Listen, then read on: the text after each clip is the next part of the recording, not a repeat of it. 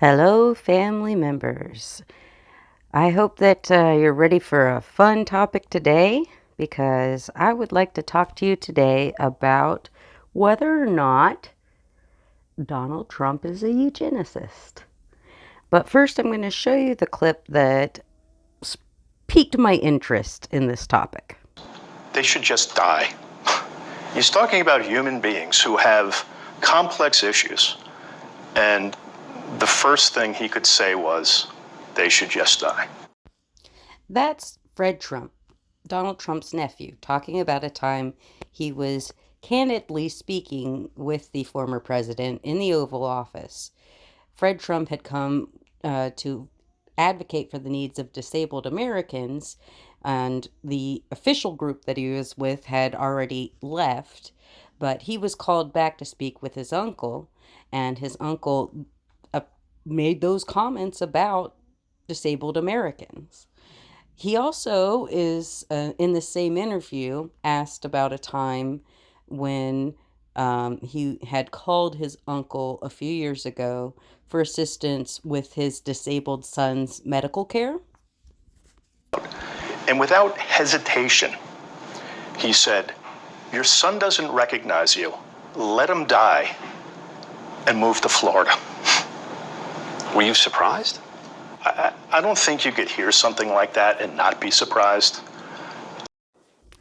Hearing that interview was honestly pretty disturbing for me, and it really made me think about Donald Trump's view of disabled people in a larger sense, and made me wonder, is it possible that he is in fact a eugenicist? Now, before we get into it, I probably ought to slow down and talk about what eugenics is. Quick Wikipedia level definition is that eugenics is a practice that intends to improve the genetic quality of the human population.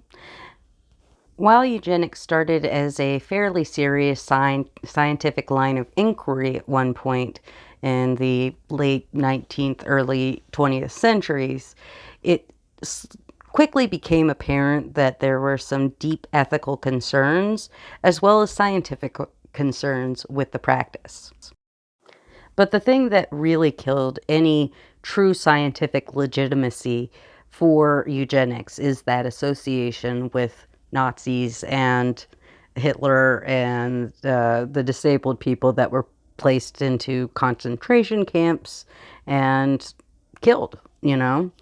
And so for all the time since the end of World War II, eugenics has been considered a widely discredited idea. However, that doesn't mean that people don't espouse the ideals in eugenics in some form or another into the modern day. Now, I'm going to jump ahead a little bit here to a interview that Trump did with Oprah quite some time ago. Possible for everybody to be what you've become?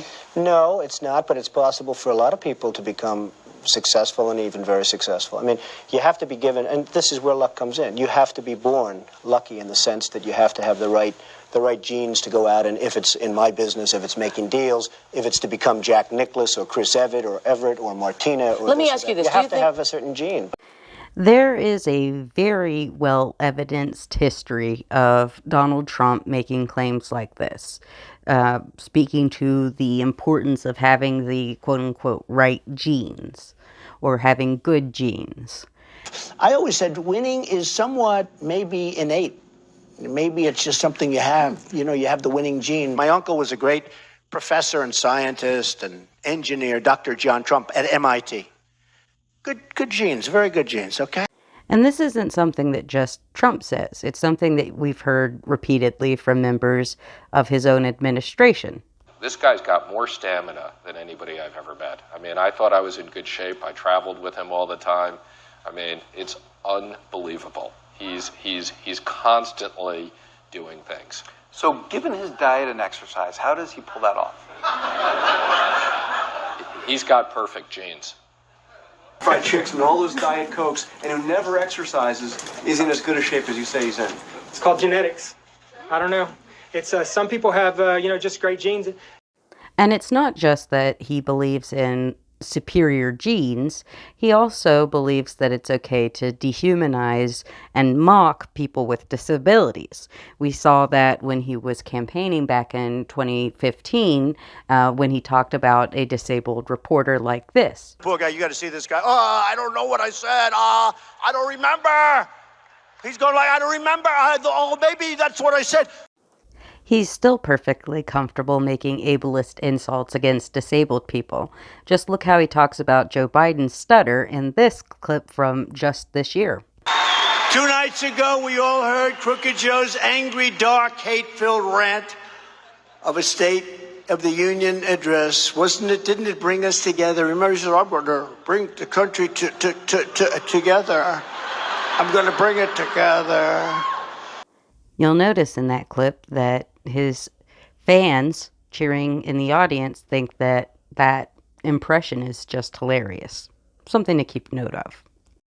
Even early in his first term, it was obvious that Trump was a danger to disabled people in a myriad of ways. He was against the ACA, which is something that has been very helpful to disabled Americans. And he would have made it much harder for us to work at home or live independently and work outside the home by cutting programs that are very essential to disabled people being able to do that. He was going to undermine the right of children to a appropriate education using vouchers.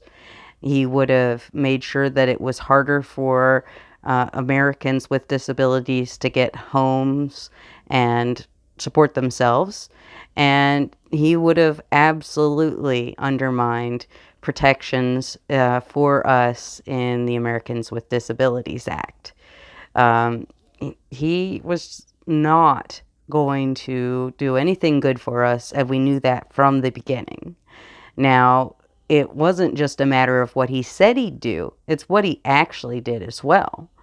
There's been studies that show that Trump was trying to get rid of the things that disabled people need to be able to live happy, healthy lives.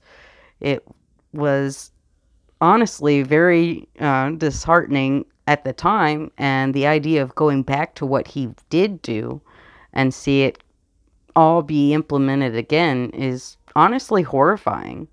There's really a lot at stake here when it comes to the needs of disabled Americans and his callous disregard to our well-being. He sees us as money that's wasted, essentially. And that's exactly the same attitude that Fred Trump had described. Not only has he acted to turn the executive branch against people with disabilities, but he's also bolstered the judiciary's prejudice against us as well by appointing Neil Gorsuch. At the end of the day, I can't tell you if he's technically a eugenicist or not, but what I can tell you is that he has a history of eugenics adjacent thoughts and actions and policy proposals that are honestly very scary. And so whether the word applies or not, I think is moot. I'm sorry to be such a downer, family members, but I do think this is a fight that we need to have.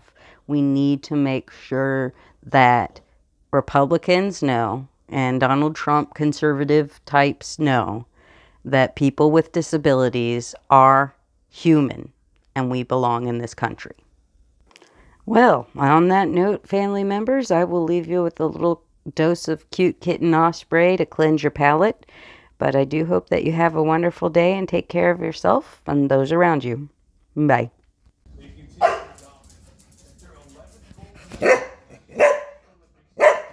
Go play with Casey. You were playing nice. Now go play. You want to play? Go play. Kimura, go play. Brat.